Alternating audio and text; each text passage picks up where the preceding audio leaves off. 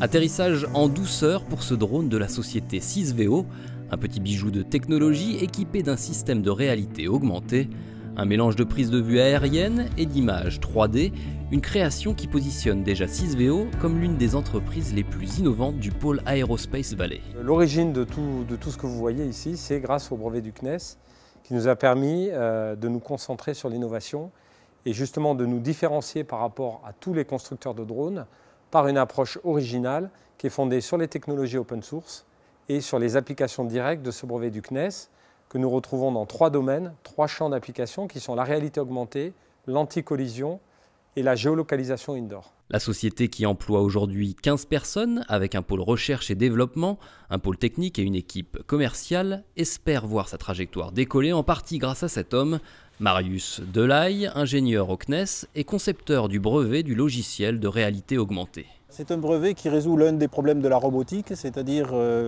l'obligation de commander le robot à distance. Et donc c'est un brevet qui permet de diminuer ce qu'on appelle la bande passante, c'est-à-dire le nombre de données qui sont envoyées pour pouvoir piloter le robot. On ne transmet que des trajectoires au lieu de transmettre des images. Donc diminution des liaisons, ce qui fait une diminution des coûts derrière, etc.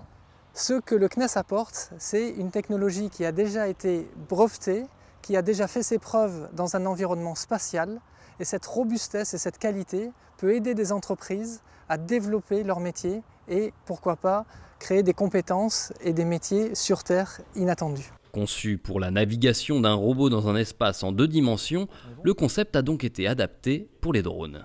Pour un drone, il faut rajouter la composante verticale, le Z, et donc le faire travailler en 3D. C'est ce qu'a fait Sysveo. C'est donc de reprendre le brevet, de l'adapter au 3D, donc un espace 3D, et de pouvoir donc ainsi piloter des drones.